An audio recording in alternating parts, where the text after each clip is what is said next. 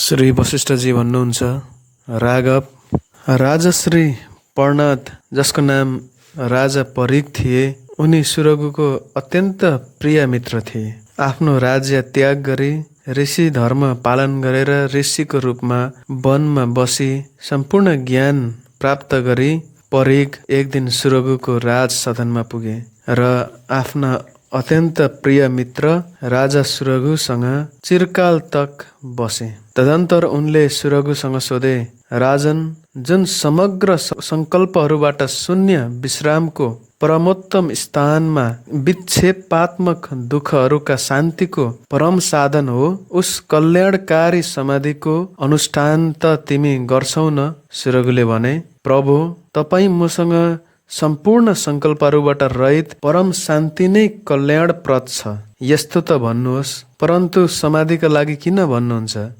किनकि महात्मन, जुन तत्त्वज्ञानी महात्मा पुरुष छन्, ती चाहे समाधि स्थलमा रहन् चाहे व्यवहार गरून्, उसको त स्वरूप नै सधैँ समाधिस्थ जस्तो हुन जान्छ। त्यो कदापि असमाहित चित्तवाला हुनै सक्दैन। जसको चित्त प्रबुद्ध भएको छ, यस्ता तत्त्वज्ञानी महात्माहरूको आत्मरूपी अद्वितीय तत्त्वमा परम निष्ठा हुन जान्छ। यसकारण ती सांसारिक व्यवहारहरूलाई गर्दा छँदा पनि सदा सर्वदा समाधि सम्पन्न नै बनिरहन्छन्।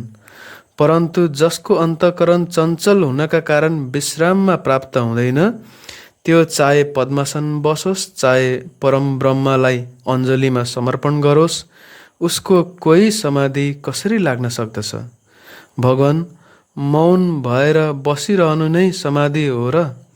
समाधि त परमात्मा तत्त्वका उस यथार्थ ज्ञानलाई भन्दछन्, जुन सम्पूर्ण आशारूपी घाँस फुसलाई भस्म गर्नका लागि अग्निस्वरूप छन्।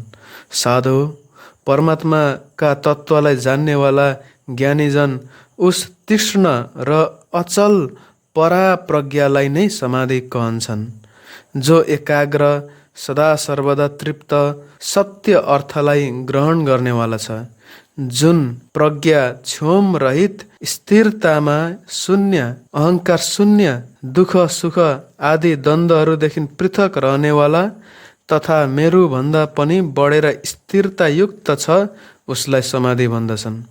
जुन मनस्थिति चिन्ता शून्य, अभिष्ट पदार्थहरूलाई प्राप्त गर्नेवाला,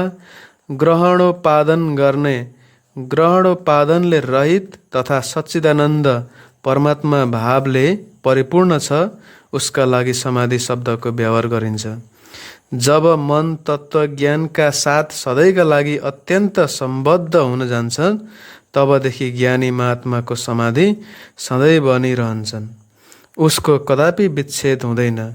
जसरी सूर्य दिनभर प्रकाशबाट विश्राम लिँदैनन्, अपितु प्रकाश पूर्ण नै रहन्छन्, उसै तरह तत्त्वज्ञानीको प्रज्ञा जीवन पर्यन्त परमात्मा तत्त्वको यथार्थ अवलोकनबाट विश्राम लिँदैन, अपितु सदा सर्वदा परमात्माको यथार्थ ज्ञानबाट परिपूर्ण रहन्छन्। जसरी नदीमा निरन्तर रोकटोक बिना जलको धारा बगिरहन्छ, उसै तरह महात्माको विज्ञानमय दृष्टि क्षण मात्रका लागि पनि परमात्माका स्वरूप ज्ञानबाट विरत हुँदैन, अपितु सदा सर्वदा एक रस बनिरहन्छ। जसरी काल आफ्ना क्षण आदि कलाहरूको गतिलाई कदापि भुल्दैन, उसै तरह तत्त्वज्ञानी पुरुषको बुद्धि आफ्ना आत्मा स्वरूपको पनि विस्मरण गर्दैन। तथा जसरी सर्वत्र गमन गर्नेवाला वायुदेवलाई सधैँ आफ्ना गतिको ध्यान बनिरहन्छ, उसै तरह तत्त्वज्ञानीको बुद्धि निश्चय गर्न योग्य विज्ञानानन्द घन परमात्माको सतत चिन्तन गर्दै रहन्छ। जसरी जुन पदार्थको सत्ताको विनाश हुन जान्छ, उसको पुनः उपलब्धि हुँदैन, उसै प्रकार तत्त्वज्ञानीको समय परमात्माका ज्ञानबाट विहीन भएर कदापि उपलब्ध हुँदैन, अर्थात् त्यो सधैँ परमात्माका ध्यानमा नै रचापचा रहन्छन्। जसरी संसारमा गुणवानहरूको गुणहीन हुनु असम्भव छ, उसै तरह आत्मज्ञानी महात्मा कदापि पनि परमात्माका ज्ञानबाट विहीन रहन सक्दैन। म सदा सर्वदा नै परमात्मा ज्ञानबाट सम्पन्न परम शुद्ध स्वरूप, शान्त आत्मा र समाहित चित्त छ। यस्ता दशामा मेरो समाधिबाट विच्छेद कसका द्वारा र कसरी हुन सक्दछ? किनकि मेरो समाधि परमात्माका स्वरूपबाट भिन्न छैन। अतः उस परमात्मा स्वरूप समाधिको अस्तित्व नित्य नै बनेको छ। जब यो जो केही दृष्टिगोचर भइरहेको छ त्यो साराका सारा सधैँ सबै प्रकारबाट सर्वव्यापक परमात्मा स्वरूप नै छ। तब कसलाई समाधि कहने र कसलाई असमाधि? तब परितले भने, राजन, निश्चय नै तिमीलाई परमात्माको यथार्थ रूपको ज्ञान प्राप्त हुन गयो र उस सच्चिदानन्द घन परम ब्रह्म परम पदको प्राप्ति पनि भइसकेको छ। यसकारण तिम्रो अन्तःकरण परम शान्ति रूप शीतलताले युक्त हुन गएको छ, जसबाट तिमी पूर्ण चन्द्रमाका समान सुशोभित भइरहेका छौ।